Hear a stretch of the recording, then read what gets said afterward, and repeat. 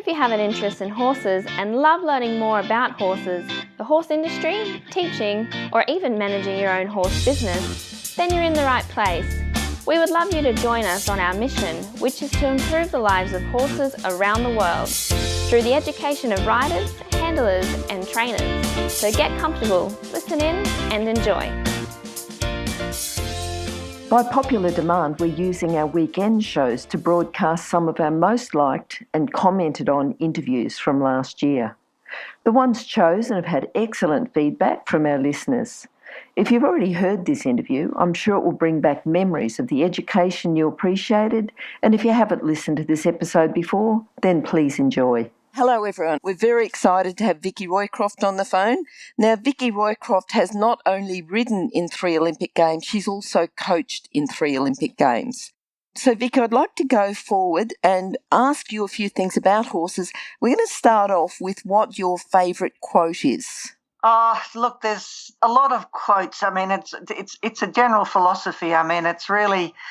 But I guess the biggest one is that you never stop learning. Mm-hmm. You know, I've worked a lot with George Morris, who is really, one of my mentors. And he, even at 78, or he might even be 79 now, his passion is extraordinary, and he still is excited when he feels he's learned something new or a new coaching technique or a new way of doing things. And I just find that extraordinary. Mm-hmm. And that's how I'd like to be as, the same. You never know everything. Now, Vicki, thinking you've had a lifetime of horses, I mean, it just astounds me what you've done. But going back, what's your very first memory of horses? I was a bit of a late starter because my mother was very keen on riding, and I had an older brother and sister, and they were both keen, but I wasn't. As a small child, I used to hate being dragged along to the horse shows. And yet they both gave up. My sister got married to an unhorsey bloke, and my brother went to university, and I sort of didn't get keen till I was about 13, but I was the mug who kept going, and here I am. Oh, wow. Quite some advanced age, still doing it, yeah. Yeah, and so you didn't like going to the competitions. Did you have a horse, or tell me about your first horse? It was the main focus was my older brother and sister because, in those days there weren't, there's too much now in these days to try and achieve so much so young. This is a wonderful sport and that you can do it for a very long time. Your career span can be enormously long when you look at someone like Ian Miller, who's still, competing successful, and he's close to 70. Mm-hmm. And, my esteemed father-in-law, he rode in his last Olympics when he was 61. So, I mean, it's not something you have to excel at when you're in your teens. So, this is the thing. So I was never sort of really pushed as a child by any means, and it was only because I developed my own enthusiasm for it, and that's sort of what you've got to have, I think, at the end of the day, if you want to stay in the sport and be successful, is an innate passion. Not that I'm against people who just want their kids to have, a good sport to enjoy in their teen years, because, as I say, horses are wonderful. They teach you responsibility. They keep them off the streets, that sort of thing. There's nothing better. So, I mean, that's two different streams of riding. It's the people who might want to make a career of it, and the ones who want to, enjoy it as an amateur sportsman. It's the thing. But the main thing is enjoying it and getting something out of it, not this terrible pressure I see on a lot of kids nowadays. So tell me then, because you've sort of had a parent who rode and from that family, what advice would you give to parents of younger children now? The parents are thinking that they might have a career with horses, or actually even when they're first starting, because you said that you didn't really develop until you were 13. Parents of younger children, what advice would you give them? Look, they've got to enjoy it, and I think from where I'm coming from, they've got to do a bit of everything. They shouldn't specialise. These parents come and, my kid wants to be a show jumping rider. Well, they've got to go and do a bit of hacking is good for their discipline and position, a bit of, just bareback riding, sporting, do a bit of everything when they're a kid. Again, the Roycroft family, as kids, they used to ride to school on ponies, bareback and stuff like that, because that's what made them very good riders. I know it's a little harder nowadays to do that sort of stuff, but it's still more about getting out and trying to do as much as possible before you start to specialise, and because I say you can be in the sport an awful long time. Yeah. And you can go from one discipline within the sport. If you don't specialise at an early age, it allows for a little bit more of a fluid transition if you go from specialising in one area to then going and specialising in another area at a later stage. Oh, absolutely. As I say, I feel blessed that I was able to do a lot of stuff as a kid because it was kind of fun. I mean, yes, in the end, specialised in the show jumping because that seemed to be more the forte, but I love the eventing and I love doing dressage. I love horse riding. Yeah. And then using one discipline to correct the other, to correct the horse who might be competing in the other discipline. Oh, well, I mean, as I keep emphasising to my students, 90% of jumping is dressage. Mm-hmm, it's all getting one fence to the other. So that's dressage. Yep. And that's getting the horse in a good balance, good frame, good distance. Yep. That's all about education on the flat. Mm. Vicki, I want you to think back to a time when you didn't have the knowledge and expertise that you have now. Has there ever been a time that you look back and go, oh, if only I knew now, then, that you could go back and change something, whether you're working with a horse or a student or anything at all? Oh, look, sure. There's not too many things in life that I regret, quite honestly, but I mean, I didn't know anything as a teenager. My mother did her best. She sort of employed different coaches and some were good, some were bad, but it was really only until I had my connection with the Roycroft family that I really realised how much I didn't know, and as I say, the sheer joy of working with a genius, and he was a genius, Bill Roycroft. Yep. And Wayne, and it was just such an eye-opener. And then the first time I travelled overseas was with Wayne in 1976 when he was in the Olympic team for Montreal. Mm-hmm. And it was just such an eye-opener with the show jumping because Wayne always said to me, he said, look, you've got a great eye, but you've got no idea how to ride a correct distance. And I didn't know. And I'm talking about I was 21 or 22, but that was and gosh, you don't listen to your husband anyway. But he sort of kept saying, I didn't quite believe him. It was only when in that first trip and I sort of saw the amazing riders at the Olympics and prior to the Olympics that I realised, gosh, what he's saying is right. Oh, there's lots. That's one of the examples. Yep. No, keep going. If you've got another example, that's great as well, Just generally, so much of this is trial and error in this sport, but the big thing that people have got to realise is that so many of the natural reactions in our sport, like, for instance, snow skiing is another sport, are the wrong reactions. Mm-hmm. You have to learn about the use of your aids, especially your legs, and the horse is going to spend his life saying, no, I don't want you to use my legs, so people can do it, So it's a lot of that acquiring of the correct ways of doing things and the habits and it takes a little while. It doesn't happen overnight, thank goodness, because as I say, the nature of the sport is that we get to spend a long time in it, but you still learn. Mm-hmm. There's so much to learn. So if we're thinking about someone who's interested in having a career with horses, what sort of advice would you give them and their parents? Because sometimes they might still be at school or just left school, but still fairly heavily influenced by their parents who may be financially supporting them. What advice would you give to a potential top-level rider and their parents? Don't expect to be a millionaire.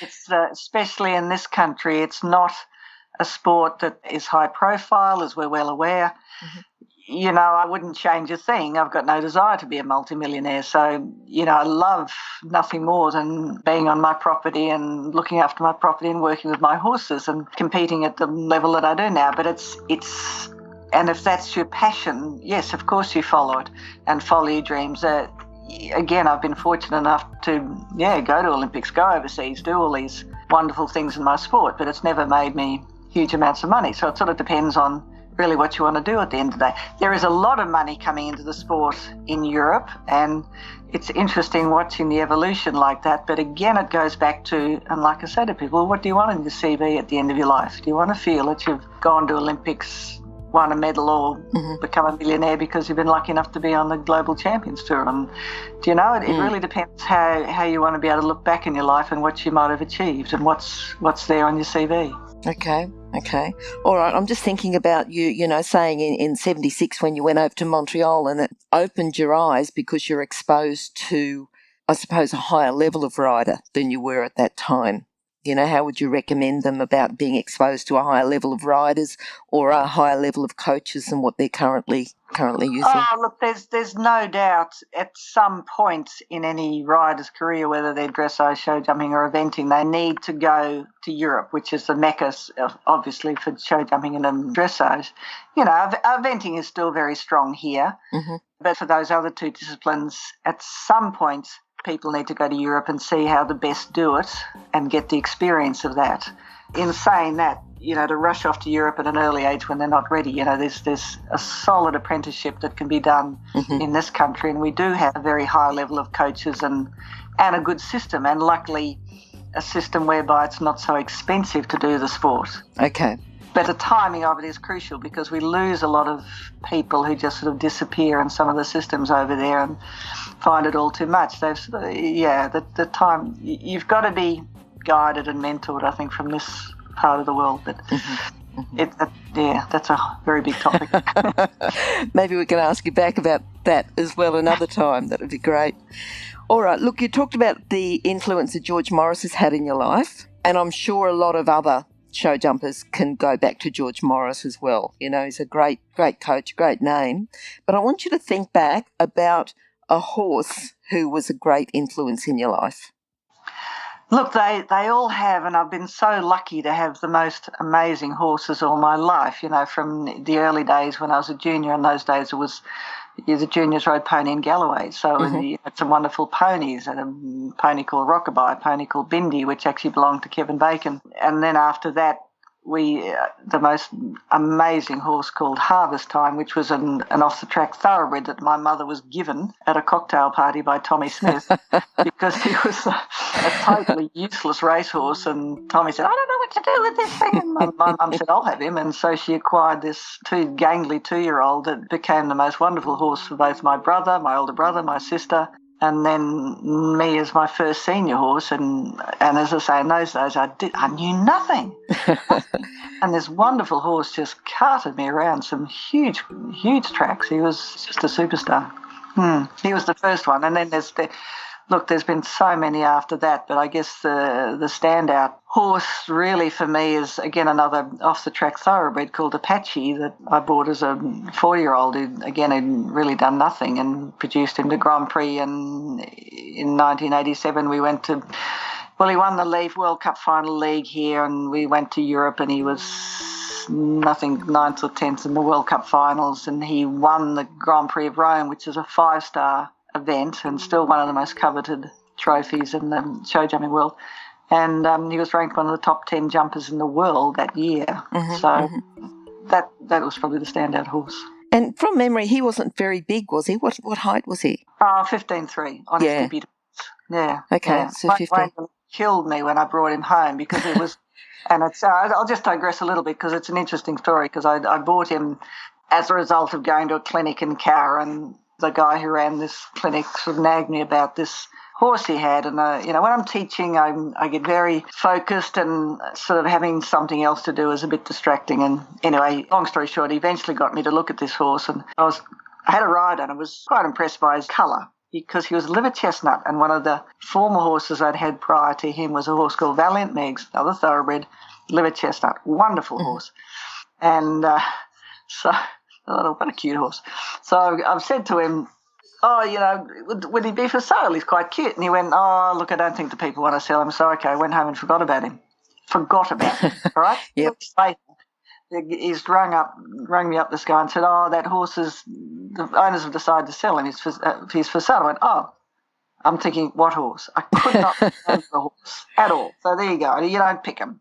So I'm saying to him, okay, well, what does he want? He said, look, they'll take $500, and there's a truck coming up from Cowra to Bankstown. It would be $50 for transport. And I thought, it's not much money. Must have liked the horse. I said, okay, I'll put a check in the mail, which I did. Went to go and pick this horse up, and what I'd forgotten, was how small he was, because as a 4-year-old then rising 5, he was about 15, 1 or 2. He was tiny. And when he came off this truck from Cowra, and I was there with my float to pick him up. My eyes just dropped, and I thought, oh my God. And all I could think on my trip home was, Wayne, my husband, he's going to kill me if he sees this thing, which he bloody nearly did. He said, what on earth is this rabbit you've got? So, but it turned out to be one of the best horses I ever had. So there you go. Great story. All right, now I want you to think, and I'm sure you've had many proud moments, not just as a rider, but also as a coach, a competitor, but just the moments that you think, I'm really proud. Something that you've achieved, which may be a really big achievement, maybe a small achievement. If you can tell us about that day, just think your proudest moment. Look, it's a toss-up between obviously winning the Grand Prix in Rome was something amazing, because that's the Piazza di Siena is right in the middle of the Villa Borghese Gardens in Rome, and there's 50,000 people there on the last day. And they'd really taken Apache to their hearts, the Italian crowd, because, it was this tiny little, and that was the year of the huge, big warm bloods. It was only just starting to change, as in the jumping material was getting lighter, more delicate. So it did suit the horses with more blood. And the actual jump off, and I've still got the video somewhere of the jump off between me and the horse that had won the previous year, who was this giant warm blood. And, he went in the ring, and then we swapped over, and you could see my tiny little horse trotting in the ring, and the crowd's crazy. And I knew as soon as the end of the jump off, because I could see the clock, that I'd won the class. I mean, that was extraordinary. Wow. If you're an equestrian coach or a horse riding instructor, or even if you aspire to be one, have a look at the free video series for horse riding instructors on the Horse Chats website. Go there now. Have a look. horsechats.com. That's, yeah. Yeah, that was really something. But the other probably most amazing moment for me was as a coach, which was in Barcelona, when Matt Ryan, who I'd been helping with his jumping, won the gold medal, individual gold medal and a team gold medal for Australia in the Olympics. And Matt's horse in his previous 2 3-day events had 4 and 5 rails down. He came into the ring in Barcelona. I think he had 2 rails to keep his individual gold medal in hand. But fortunately, Wayne, he was the main coach, and Ian Greenshields, the chef de keep, had not told us, was that we had 1 rail in hand to win the team gold medal, which was a good thing. They didn't tell us, because it would have put more pressure on Matt. Sure. I'd already been able to say to Matt, you've got another rail, because the German guide had a rail down prior to him going in the ring. And I said, Matt, you've got 2 rails in hand. It might have even been 3. I said, you can just relax, stick to the plan, do your thing. And blow me down, he jumped around with just 1 rail down. So it was individual gold and team gold. That was a hell of a moment. Hell of a moment, yeah. And specifically, that as a show jumping coach, it was the training that you'd done, with the rails that achieved that. That was specifically your training that did that. Look, any good jumping coach could have done the same thing, I'm sure. It was sort of pretty basic stuff, and he wasn't the most careful horse TikTok, but we sort of, we managed to put a few things in place, and just training techniques. And Matt was a little inclined to want to always try and help him off the fence and keep him away, and the horse, he'd start to aim at them, just throw his feet out. So I just had him riding, just daring him a little bit more, riding him a little deeper. It really changed the whole thing around, and the horse started to actually back up and look after himself. Yeah, there were several things, but that was the main thing. Good. All right. Vicki, what does the future hold for you now? What are your plans, over the next year, 2 years, 5, 10 years? What are you planning doing in the future? Oh, look, I'm still enjoying my riding and competing. 3 weeks ago I had a hip replacement, because it's been bothering me for quite a while, and I was sort of inspired because Nick Skelton, who won the gold medal at Rio last year, he had a hip replacement, as did Michel Robert, one of the great French riders. I think he might have had a double hip replacement. So I said, okay, not going to stop me riding, that's good. So I've had this done, and I'm just waiting for this to heal up as we speak. Yep. And I'm looking forward to, look, I don't have any international ambitions, put it that way. I've sort of been there and done that, I've been very fortunate in that. I really just enjoy now competing the horses I have, and I have a couple of wonderful horses still to compete at a high level, Congo and Zed and Dynamite Bay. But also breed and produce a lot of young horses now, which I've done all my life, but I get so much pleasure out of that, and more so now because that's sort of where my ambitions now is, just to produce the horses and riders, and I've got, several good young riders that I coach, and that also gives me a lot of satisfaction. That's great. All right. Now, what I'd like to do is to have a lesson for today, something that you can say to our listeners or say to the horse world that they can go away and think and go, right, just a lesson that they can take away, whether it's a life lesson, a horse lesson. Look, you do always need eyes on the ground, and whether it be a parent or a coach, but I think, they have got to select a good coach because, like I said, this sport is very hard to do by yourself, and we can fall into so many bad habits. And the horse, I emphasise to people, the horse, horses, we think they're very intelligent. They're not. They're not very bright at all. They're not even smart as dogs. We can't teach a horse to sit or house train a horse. So they're not very bright. They have long memories. So you have to be able to work with that. You have to be able to think like a horse to ride a horse well. And the joy of the sport is working with this other mind, even though it's not very bright. They have these amazing characters which, we equate to intelligence, but they've got, just as much characters. They vary as much as people do. So, it's really being able to be guided in the right direction. That doesn't mean you have to go and have someone every day or every week. As long as you get some eyes on the ground every so often, every couple of weeks, who can, keep you on the straight and narrow, especially if you're sort of running into a few issues. Oh, that's great, Vicki.